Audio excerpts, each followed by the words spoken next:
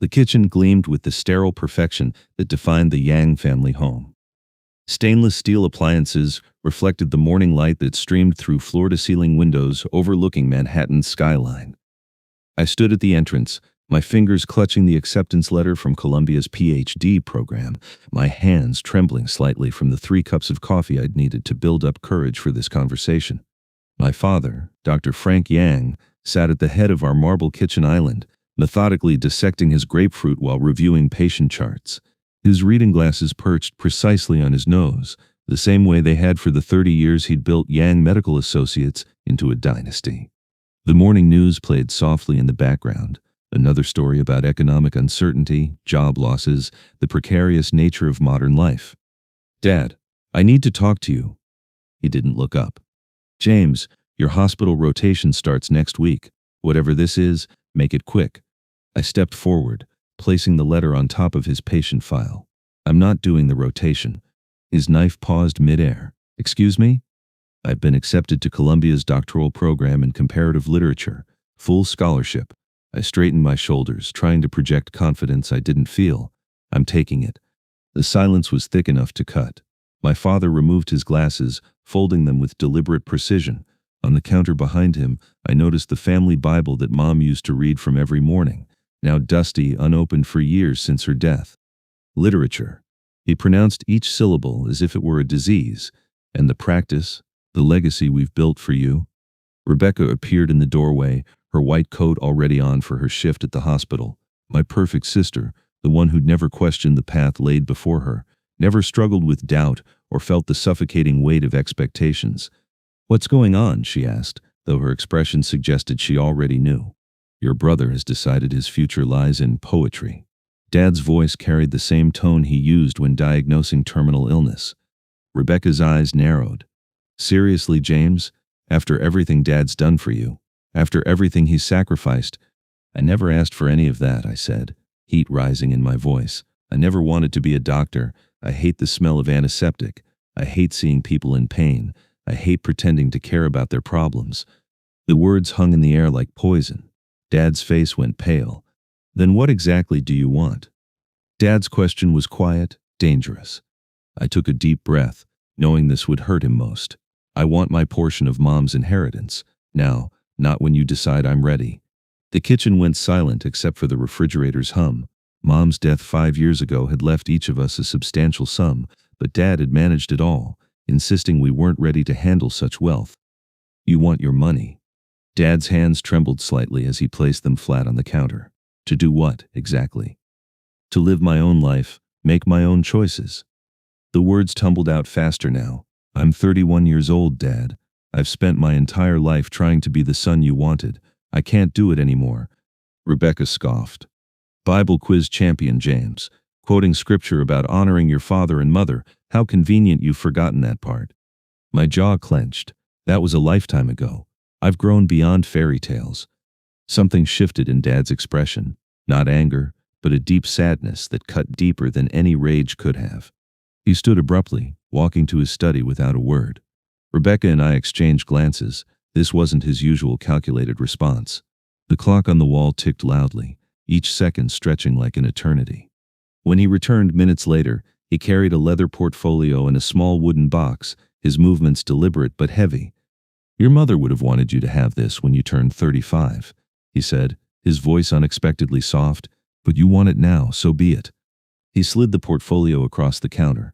Inside were account statements, property deeds, and a checkbook with my name already printed on it. The numbers made my head spin. More money than I'd ever imagined. "Everything that would have been yours is yours." He placed the wooden box beside it. "Your mother's journals. She kept one for each year of your life. She wrote about her prayers for you, her hopes, her dreams that you'd find your purpose." Something in his calm devastated me more than any anger could have. But I was too far committed to back down, too proud to admit I might be making the biggest mistake of my life. "Thank you." The words felt hollow in my mouth. "You understand what this means," he said. "You're choosing to walk away from everything we've built. I'm choosing my own path." Even as I said it, the words felt like ashes. Dad reached into his pocket and placed his business card on top of the portfolio. "When you're ready, this door remains open, always." I gathered everything into my bag, unable to meet his eyes or Rebecca's glare. The weight of the inheritance felt both freeing and suffocating. At the front door, I paused, half hoping he would stop me, half hoping he'd fight for me the way he'd fought for his patients, but there was only silence behind me. I stepped outside, letting the door close with a soft click that somehow sounded like thunder. Through the window, I caught a glimpse of my father standing alone, watching me go, his shoulders slightly bent, a posture I'd never seen in him before. For a moment, doubt crept in, whispering that I was throwing away something precious. Then I turned away, hailed a taxi, and didn't look back. A year later, the rooftop bar of the faculty club glittered with champagne flutes and academic regalia. Downtown Boston spread beneath us like a carpet of lights, the Charles River a silver ribbon in the darkness. I leaned against the railing, savoring the crisp September air, my new tweed jacket with leather elbow patches marking me as one of them now. To Dr. James Yang, Harvard's newest rising star. Professor Whitman raised his glass. The department hasn't seen a dissertation that brilliant in decades. The circle of faculty around me clinked glasses. I took a long sip of 18-year-old Macallan Dad's favorite, though I'd never tell these people that. The irony wasn't lost on me. When Princeton and Yale were also courting you, we weren't sure we'd land you, said Dean Morrison, her silver hair gleaming under the string lights. But Harvard's philosophy department is richer for having you. I smiled, trying to look humble while feeling anything but. The Yang family tradition was medicine, not philosophy. This is liberation. To liberation from bourgeois expectations, someone shouted, and I felt a stab of guilt I quickly pushed down. Professor Whitman leaned in. Speaking of liberation, I heard your father's practice is quite substantial, yet you chose the life of the mind over mammon. My sister can have the family business, I said, waving dismissively. I'm not interested in treating sore throats and writing prescriptions for the rest of my life. Some of us are called to higher pursuits. My phone buzzed. Dad again. Third time this week. I silenced it without looking, but not before noticing the date, October 12th, Mom's birthday.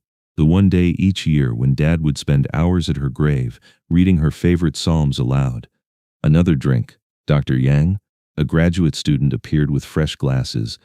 Lisa, please, I corrected. And yes, keep them coming. Tonight we celebrate escaping the narrow confines of tradition. 2 hours later, we'd migrated to my new condo overlooking the Commons. The university's housing stipend for promising junior faculty had helped secure it, that and the money from Dad that I'd insisted was my rightful share of the family assets. This place is incredible, Lisa said, running her hand along my marble countertop. Most assistant professors live with roommates in Cambridge. I've never been most people, I laughed, pouring more wine into her glass. The alcohol was making everything feel slightly unreal. Edges blurred. Professor Jenkins examined my bookshelf. Kierkegaard, Nietzsche, Sartre, but no Bible? Weren't you some kind of champion? My smile tightened. Former life. I've moved beyond fairy tales and wishful thinking. To moving beyond superstition. Lisa raised her glass, and everyone joined. I drank deeply, trying to drown the memory of Sunday mornings when Mom would read scripture over breakfast, her voice soft with faith. Later, as the party thinned, Dean Morrison cornered me on the balcony. Your paper on existential autonomy is perfect for the Berlin Symposium next month. The department can cover some expenses, but not a problem, I said, enjoying how easily I could say that. Money's no object. Marvelous. You know, James, in 20 years I could see you heading the department. She patted my arm. You've made all the right choices. After everyone left, I stood alone at the floor-to-ceiling windows. Below, students crossed the Commons, hurrying to late classes or early dates. I belonged here, not in some cramped medical office in Queens where 3 generations of Chens had examined throats and set broken bones. My phone lit up with a text from Rebecca. Dad's birthday dinner Sunday. He's hoping you'll come home just this once. Please, James, he misses you. I turned the phone face down without responding. The guilt was becoming easier to ignore with each passing day. I opened my laptop to book my flight to Berlin, adding a side trip to Paris. First class all the way. Why not? The money seemed endless, and tomorrow promised even more acclaim.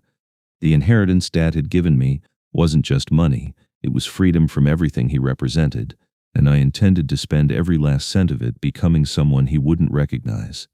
The fluorescent lights in the community college classroom flickered, casting an unflattering glow across 30 empty desks. I gathered my papers, essays I'd promised to grade by tomorrow, for the $2,100 they paid me this semester to teach Introduction to Biology. Dr. Yang, a voice from the doorway. I looked up to see the department chair, Dr. Wilcox, holding a folder. I straightened my posture instinctively, trying to project some remnant of dignity. "We need to discuss next semester," she said, not bothering to sit. "I'm afraid we're cutting sections, budget constraints." My stomach tightened. "But I've been teaching 3 classes. Surely you need—" "We're prioritizing tenured faculty and those with seniority." She placed the folder on my desk. "There might be 1 section available. I'll let you know." 1 section. $700 for 4 months of work. "I have a PhD from Columbia," I said, the words sounding pathetic even to my own ears. "I've published papers. I've spoken at conferences." Dr. Wilcox's expression softened slightly. "James, there are 50 PhDs applying for every position. You're lucky to get anything without current publications." After she left, I slumped in my chair, staring at the dirty ceiling tiles. How had it come to this? 3 years ago, I'd been Harvard's rising star. Now I was begging for scraps at a community college in a strip mall. My phone buzzed, another notification from my bank. Account balance, $17.23. My apartment was freezing when I returned. They'd cut the heat again. I dropped my bag on the floor and opened the refrigerator. Half a jar of peanut butter, some ketchup packets from fast food restaurants, and a container of leftovers from the faculty meeting 3 days ago. I grabbed the container and peeled back the lid, releasing a sour smell. The pasta had started to grow something that looked suspiciously like the mold cultures we used in lab. I hesitated, then grabbed a fork anyway. "This is what it's come to," I muttered, scraping off the worst parts. As I ate the questionable pasta, my gaze drifted to my bookshelf, rows of medical textbooks I'd collected during the years I thought I'd follow my father into medicine. Next to them sat my framed Columbia diploma and a small trophy from the National Bible Quiz Championship. James Yang, first place. I laughed bitterly. What would those church people think of their champion now? What would Pastor Hemp say if he knew I'd spent the last 2 years teaching that Genesis was mythology and Jesus was probably just a charismatic teacher? My phone buzzed again. Unknown number. Probably another debt collector. "Hello," I answered reluctantly. "Dr. Yang, this is Rapid Ride Delivery Services. We received your application." I straightened. "Yes? We need drivers who can use their own vehicles for food delivery. The app-based payment structure means you earn per delivery, no hourly wage. You keep your tips." I have a car," I said, though the check engine light had been on for months and the inspection was overdue. "Great. Orientation is tomorrow at 9 a.m. After hanging up, I opened my laptop to check my bank accounts again. Credit card, maxed out. Savings, empty. Student loans, $287,000 and counting. On my desk sat the last reminder of home, a business card. Franklin Yang, MD, Family Practice. I'd kept it all these years, though I'd never called. Never swallowed my pride enough to admit I might have been wrong. The next evening, I drove through a thunderstorm delivering lukewarm hamburgers to people who barely acknowledged my existence. By midnight, I'd made $37 after gas. My feet were soaked, my phone was dying, and I'd spilled coffee on my only clean shirt. Sitting in my car outside a luxury apartment building, waiting for my next pickup, I watched a family through their ground floor window. A father was helping his son with homework, both laughing at something. A mother brought them hot cocoa, ruffling her son's hair. The memory hit unexpectedly. Dad quizzing me on anatomy at our kitchen table. Mom bringing us hot tea. Rebecca rolling her eyes at us, nerds. "The smallest bone in the human body is," Dad would ask, his eyes twinkling. "The stapes," I'd answer confidently. "In the middle ear." "That's my boy," he'd say, his eyes crinkling with pride. "You're going to make a wonderful doctor someday." And I'd believed him. For years I'd believed I was destined for something meaningful. My phone dinged with another delivery, snapping me back to reality. The restaurant was a high-end place where Dad used to take us for special occasions. As I waited for the order, rain drumming against the windows, I found myself rehearsing what I might say if I ever found the courage to go home. "Dad, I've made terrible mistakes." No, too vague. "Dad, I was wrong and you were right." Better, but still not enough. "Dad, I'm not worthy to be called your son anymore." The hostess handed me the bag of food. Delivery for 1470 Park Avenue. I nodded, taking the bag with hands that once had hoped to heal people. Now they delivered other people's dinners in the rain. The eviction notice was taped to my door when I returned at 3 a.m. 30 days. I crumpled it up, then smoothed it out again. Denial wouldn't make it disappear. Inside my apartment, I sat on my second-hand couch and opened Mom's wooden box for the first time since leaving home. Her journals were arranged chronologically, each one labeled with my age. I picked up the one marked James, age 8. Her handwriting was careful, deliberate. James won the church Bible quiz today. He was so proud, and so was Frank. Afterward, James asked me if God really answered prayers. I told him yes, always. But sometimes the answer is wait, or I have something better. He thought about this seriously and said, then I'm going to pray that God uses me to help people. My heart nearly burst with joy. Lord, please guard this precious heart of his. I slammed the journal shut, but it was too late. The words had already burrowed deep. I picked up another journal, James, age 16. James is struggling with doubt lately. He questions everything, God, faith, the Bible. Frank wants to shut down the conversations, but I think this is healthy. A faith that can't withstand questions isn't much of a faith. I'm praying James will find his way to a deeper understanding, one that's truly his own. I see such potential in him to touch lives, to bring healing. God, please don't let him lose his way. Tears blurred my vision. I'd lost my way, all right, completely and utterly. The last entry I read was dated just 2 weeks before her death. James brought home his Columbia acceptance today. Frank is heartbroken, though he's trying to hide it. I understand James needs to find his own path, but I worry he's running from something rather than to something. I'm praying he'll discover that education and faith aren't enemies. Some of history's greatest minds were people of deep faith. Lord, whatever path he chooses, please go with him, and when he's ready, please bring him home, not just to us, but to you. I closed the journal and buried my face in my hands. She'd known, somehow, Mom had known this would happen, and she'd prayed for this moment years in advance. 2 weeks later, my car finally died. The transmission gave out in the middle of a delivery, leaving me stranded with someone's dinner growing cold in my passenger seat. The towing fee emptied my account completely. That night, I sat on my bare mattress. I'd sold the bed frame for grocery money and stared at Dad's business card. My phone had been disconnected. My credit was destroyed. Tomorrow, I'd be homeless. I thought about calling Rebecca, but pride stopped me. I thought about reaching out to my old Harvard colleagues, but shame kept my fingers frozen. Finally, I pulled out a piece of paper and wrote a letter I never sent. Dad, I was a fool. I threw away everything you gave me, everything you taught me, everything Mom prayed for. I don't deserve forgiveness. I don't deserve a second chance. But I'm sorry. I'm so sorry. The bus wheezed to a stop at the edge of town, its hydraulic brakes sighing like they were as tired as I was. I stepped down onto cracked pavement, my single duffel bag pathetically light against my shoulder. 5 miles to go. I could have called an Uber, but my account was maxed out, and besides, I needed the time to think. The road home stretched before me like an accusation. Each step kicked up dust that settled on my only decent shoes, scuffed loafers I'd bought 3 years ago when I still believed I was destined for department chair meetings, rather than adjunct purgatory. You've got this, James, I whispered to myself, though the quiver in my voice betrayed me. Just say what you practiced. New York's outskirts had changed little.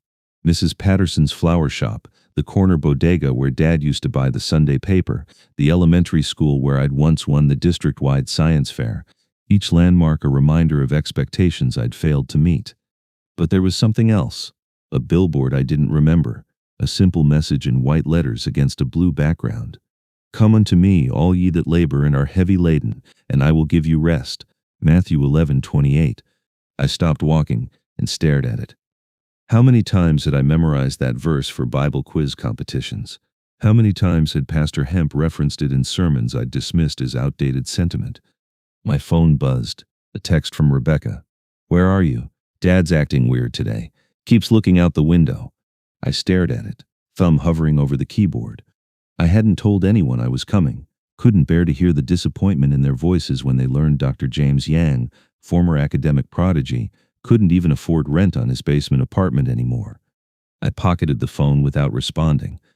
The family home appeared around the bend, a stately brownstone that had housed 3 generations of Yang physicians. My grandfather's name still graced the hospital wing downtown. My father had expanded the practice to 3 locations, and I had what? A half-finished manuscript nobody would publish, and student evaluations calling me disorganized but occasionally insightful. I paused at the iron gate, running my fingers over the intricate C worked into the metalwork. In my pocket, I fingered the business card I'd carried like a talisman, Yang Family Practice, with my father's name embossed in gold. The card I'd never used. I'll work for minimum wage, I rehearsed under my breath. I don't deserve to be called your son anymore. Just let me work as one of your hired men. I'll answer phones, file papers, clean bathrooms, whatever you need. The speech sounded pathetic, even to my own ears, but it was all I had left. I pushed open the gate and trudged up the walkway, each step heavier than the last. Before I reached the steps, movement caught my eye, someone at the second-floor window, a figure pulling back the curtain, then disappearing. Had they seen me? Did they recognize the shambling failure approaching their door? I was halfway up the front steps when the door flew open. My father stood there, still in his white doctor's coat. Had he just gotten home? No. His tie was loosened, reading glasses perched on his head. He'd been home for hours, maybe waiting. James? His voice cracked. For a moment we just stared at each other. The lines in his face had deepened. More gray streaked his temples than I remembered. How long had it been? 2 years? 3? Then something happened that I couldn't process. My father, Dr. Frank Yang, respected physician, pillar of the community, the man who wore custom suits to breakfast, burst through the doorway, practically leaped down the steps and ran toward me. Dad, He crashed into me with such force that my duffel bag slipped from my shoulder. His arms wrapped around me, squeezing so tight I could barely breathe. You're home, he whispered, his voice thick. You're actually home. I stood rigid, arms at my sides. This wasn't how it was supposed to go. Where was the lecture? The disappointed sigh?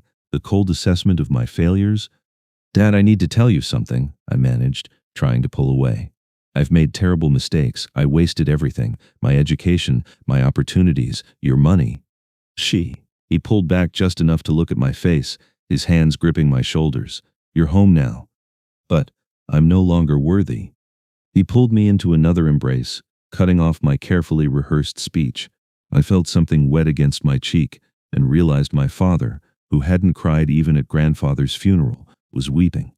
Rebecca, he shouted over his shoulder. Rebecca, your brother is home. He turned back to me, scanning my face, my clothes, my pitiful bag. Are you hungry? You look thin. Have you been eating? Before I could answer, he was guiding me toward the house, one arm firmly around my shoulders as if afraid I might bolt. Mrs. Liu, he called to the housekeeper. Prepare James's room. Fresh sheets, everything. And call Wang's restaurant, order a feast. Everything James likes. Tell them it's an emergency. Dad, please, you don't understand. I tried again. I came to ask for a job. Just something basic. I don't deserve. Nonsense. He pulled a key from his pocket and pressed it into my palm. Your room is exactly as you left it, and tomorrow we'll get you new clothes. You'll need them. The front door closed behind us, cutting off the outside world. My father's arm remained firm around my shoulders, guiding me home. The Yang family home buzzed with frantic activity. Staff members scurried through hallways carrying platters and decorations, while caterers transformed the dining room into a banquet hall. Frank Yang stood in the center of it all, giving directions with uncharacteristic animation. The Kobe beef, not the Wagyu, and make sure we have James's favorite childhood dishes, the soup dumplings and those custard buns he always loved. Frank straightened his tie, a smile permanently etched on his face, and call that jazz quartet he liked in college. I sat in a corner of the kitchen, watching the celebration unfold around me, still wearing the borrowed clothes my father had insisted on giving me. My fingers traced the edge of a business card I'd found in the pocket. Pristine, untouched, exactly as I'd left it years ago. Outside, a car door slammed.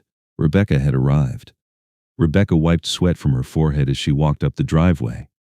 After 12 hours at the clinic, all she wanted was a quiet dinner and sleep. The sound of music spilling from the house stopped her mid-stride. Through the windows, she could see people moving, carrying trays, arranging flowers. What's going on? She asked one of the gardeners. Big celebration, Dr. Yang. Your father's orders. Rebecca frowned and quickened her pace.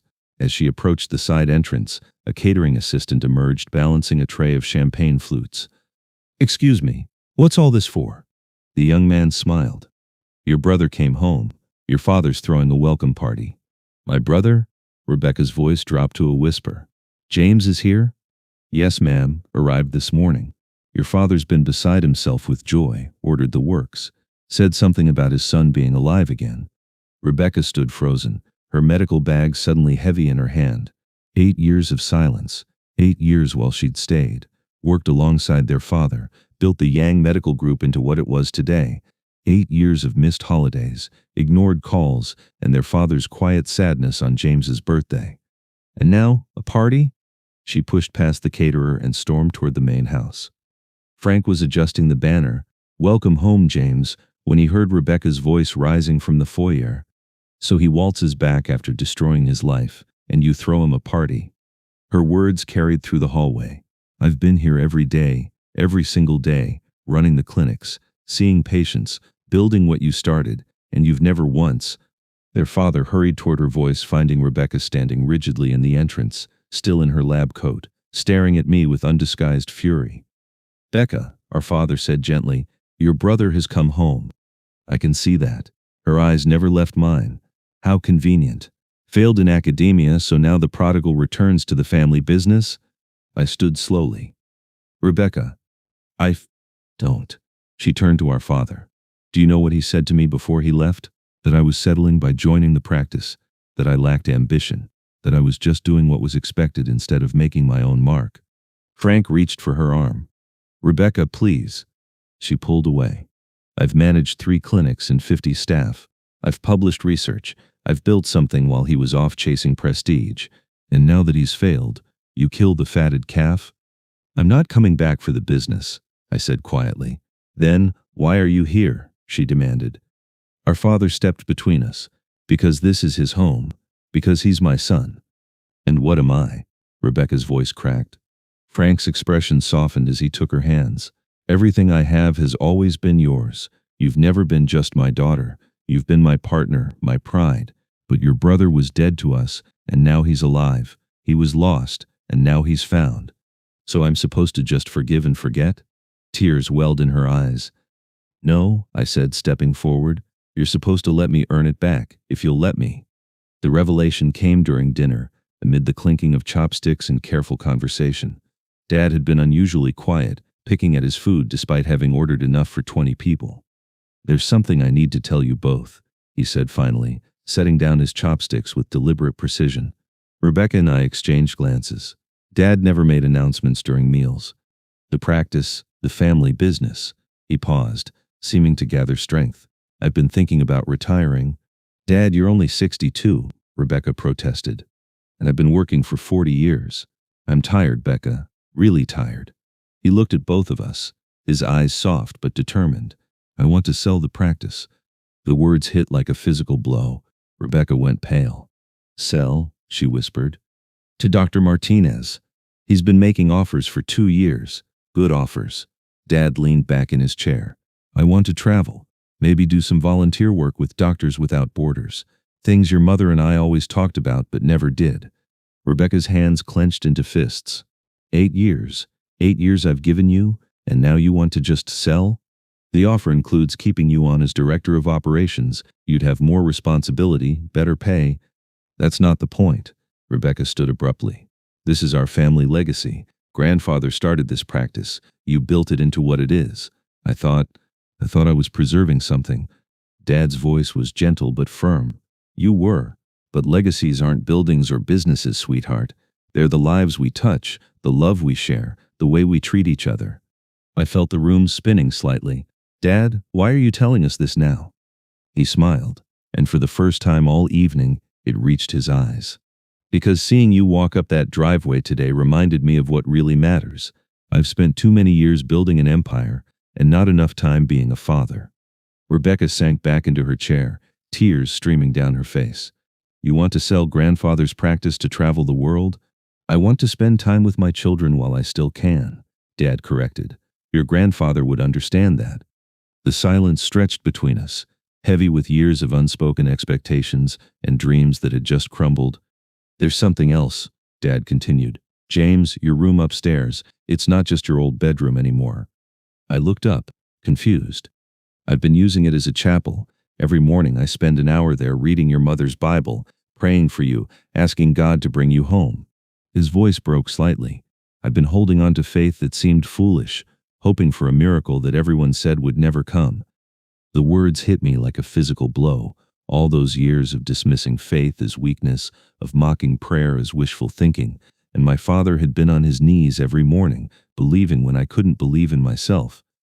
Dad, I started but couldn't finish. Your mother used to say that faith isn't about having all the answers. It's about trusting that someone bigger than us does. He reached across the table and touched my hand. She was right, about everything. Later that evening, I climbed the stairs to my old room. Dad had told the truth, it had been transformed. My twin bed was still there, but next to it sat a simple wooden chair facing the window. On a small table lay Mom's Bible, open to the book of Luke. Bookmarks stuck out from dozens of pages. I sat in the chair where my father had spent countless mornings and picked up the Bible. A passage was highlighted in yellow, but while he was still a long way off, his father saw him and was filled with compassion for him. He ran to his son, threw his arms around him, and kissed him. In the margin, Dad had written in his careful script, "James, every morning I watch the road." My hands shook as I turned the pages. Verse after verse was highlighted, marked with my name, dated with prayers, some recent, some years old.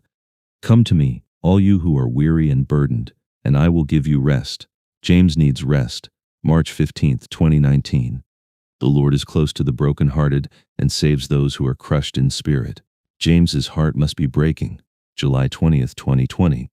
For I know the plans I have for you, declares the Lord, plans to prosper you and not to harm you, to give you hope and a future. Never stop believing for James, December 25th, 2022. I closed the Bible and wept. Not the quiet tears I'd shed over my failures, but deep, body-shaking sobs that seemed to come from somewhere I'd forgotten existed. For years I'd believed God was a construct for weak minds. I'd taught students that faith was the enemy of reason, that prayer was psychological self-comfort. But here was evidence of something else entirely. Love that persisted despite rejection, hope that survived years of silence, faith that held on when all evidence suggested letting go.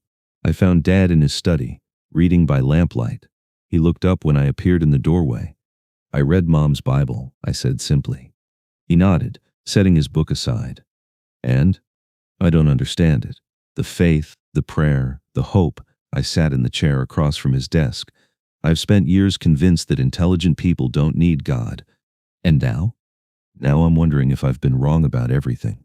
The words felt strange in my mouth. I've made such a mess, Dad, not just with money or career, with who I am inside. Dad was quiet for a long moment. Your mother used to say that the ground is level at the foot of the cross. Doesn't matter how high you've climbed or how far you've fallen, we all need grace. I don't know how to have faith, I admitted. I know the Bible stories, I can quote verses, but I don't know how to actually believe. Faith isn't about knowing, James. It's about trusting. It's about admitting that you can't save yourself and accepting that someone else already has. I thought about the years of pride, the certainty that I could chart my own course, create my own meaning. Where had it led me? To an empty apartment, a failed career, and a heart that felt like it was slowly dying. "I want to try," I said quietly. "I don't know what it means, but I want to try." Dad smiled, and I saw the same expression he'd worn when I was 8 years old, and told him I wanted to help people. That's all you need to start. The next morning, I woke before dawn and walked to the window where Dad had kept his vigil. In the distance, the city was beginning to stir, but our street was quiet and peaceful. I opened Mom's Bible to a passage I'd memorized as a child, but never understood. "Therefore, if anyone is in Christ, the new creation has come. The old has gone, the new is here." For the first time in years, I prayed. Not the eloquent prayers of my childhood, polished for competitions and impressed adults. Simple, broken words that came from a heart that had finally admitted it was lost. "Jesus, I don't know how to do this. I've been running from you for years, convinced I was smarter than faith. But I'm tired of running. I'm tired of being empty. If you're real, if you're who Dad and Mom believed you to be, then please help me. I can't fix myself. I can't make myself worthy. But if you can take a prodigal son and make him new, then please." I sat in that chair for an hour, watching the sun rise over the city. Something had changed. Not dramatically, not with lightning or voices from heaven, but the crushing weight I'd carried for years felt lighter. The shame that had defined me for so long felt manageable. When I came downstairs, Dad was in the kitchen making coffee. He looked up and studied my face. "You look different," he said quietly. "I feel different. I'm not sure what it means yet, but different," I admitted. He handed me a cup of coffee, prepared exactly the way I liked it, exactly the way Mom used to make it. "It means you're home," he said, "really home." Rebecca appeared in the doorway, still in her pajamas, hair disheveled. She looked between us, sensing something had shifted. "Are we okay?" she asked hesitantly. I set down my coffee and walked to her. "I don't know yet, but I want us to be. I want to earn your forgiveness, your trust. I want to figure out how to be a brother again." She studied my face, searching for deception or manipulation. Finding none, she slowly nodded. "It's going to take time," she said. "I have time," I replied, "all the time in the world." Dad put his arms around both of us, pulling us into an embrace that felt like coming back to life. Through the kitchen window I could see the billboard I'd noticed yesterday. "Come unto me, all ye that labor and are heavy laden, and I will give you rest." For the first time in my adult life, I understood what rest felt like. Not the rest of sleep or vacation, but the deep soul-level rest that comes from finally coming home to family, to faith, to the person I was always meant to be.